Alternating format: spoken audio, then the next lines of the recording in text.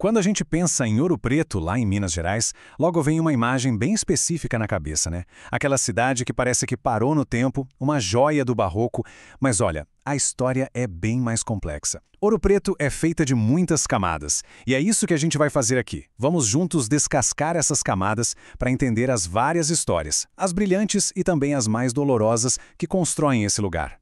Vamos nessa? Pois é, essa aqui é Ouro Preto que todo mundo conhece. A foto de cartão postal. Um patrimônio mundial da Unesco, né?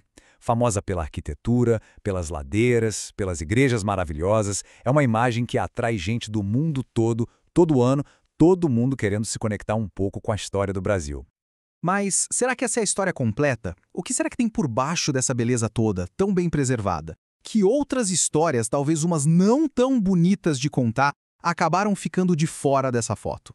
É exatamente isso que a gente vai começar a investigar agora.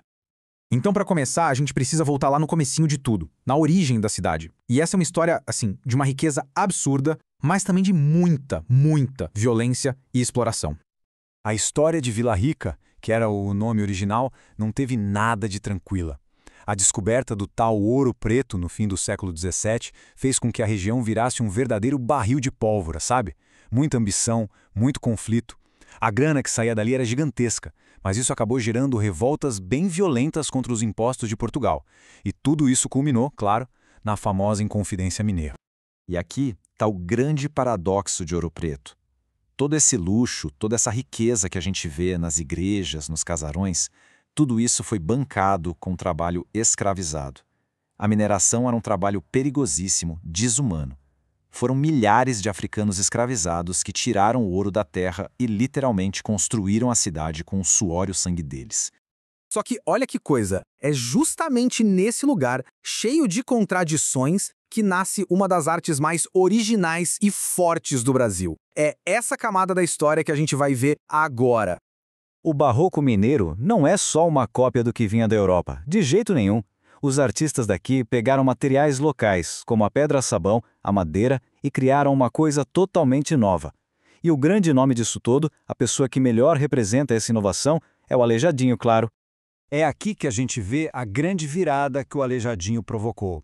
Pensa só, as igrejas na Europa, naquela época, eram mais retas, mais previsíveis, quase umas caixas. O Aleijadinho não. Ele foi ousado, ele começou a usar curvas, a ondular as paredes, ele reinventou o espaço da igreja. A diferença é gritante, né? De um lado, um plano tradicional, retinho. Do outro, a genialidade do Aleijadinho em prática.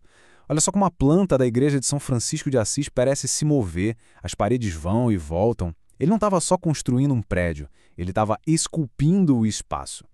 E esse é o resultado. A igreja de São Francisco de Assis é muito mais que uma igreja bonita. Ela é um manifesto. É a prova de que estava nascendo uma nova identidade artística, bem no meio da colônia, que até dialogava com a Europa, mas que falava com um sotaque totalmente brasileiro. Ok, agora vamos sair um pouco das grandes obras e andar pelas ruas da Vila Rica daquela época. Existe um censo de 1804 que nos dá um retrato, nossa, fascinante e bem complexo de quem vivia ali. Olha só esses números. Eles mostram uma cidade rachada.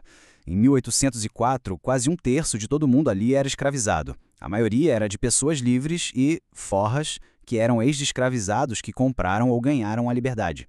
Isso já mostra que a sociedade era bem mais complexa do que só senhor de um lado e escravo do outro.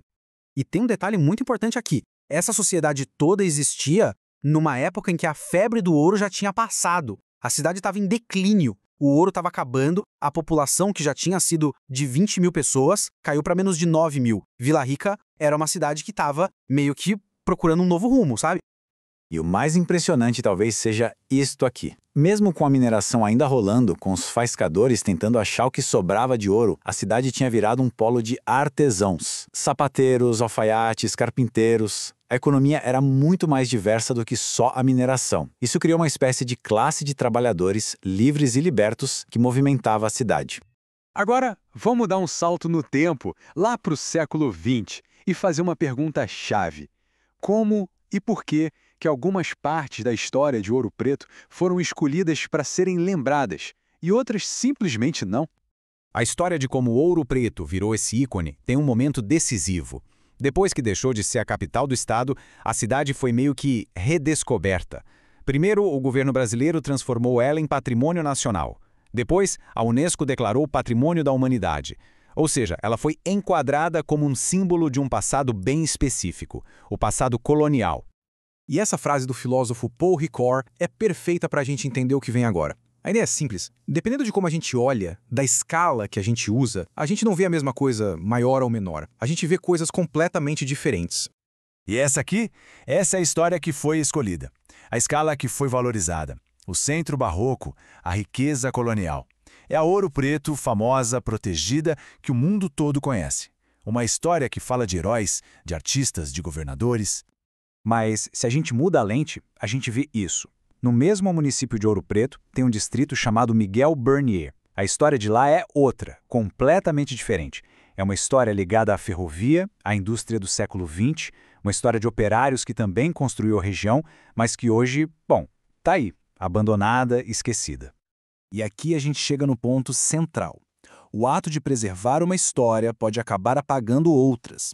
Ao celebrar Ouro Preto só como essa cidade colonial, a memória da sua fase industrial, dos trabalhadores da ferrovia, foi deixada de lado, ficou fora da foto oficial. Então, como é que a gente junta todas essas peças? Como a gente monta um retrato mais completo e mais honesto dessa cidade que é tão fascinante? Ouro Preto nos obriga a pensar nisso. A cidade não é só um museu do século XVIII. É um lugar vivo, cheio de gente, de complexidade. Um lugar que carrega as memórias do ouro e da escravidão, da arte genial do Aleijadinho, do dia a dia dos artesãos e, sim, também da fumaça das ferrovias e das indústrias que foram esquecidas. E sabe, reconhecer tudo isso não diminui em nada a beleza da Ouro Preto que a gente ama. Pelo contrário, só enriquece. Mostra que a história nunca é uma foto só, é um mosaico, feito de brilho, mas também de abandono. E talvez o nosso grande desafio seja justamente esse: aprender a enxergar e a dar valor para todas essas peças.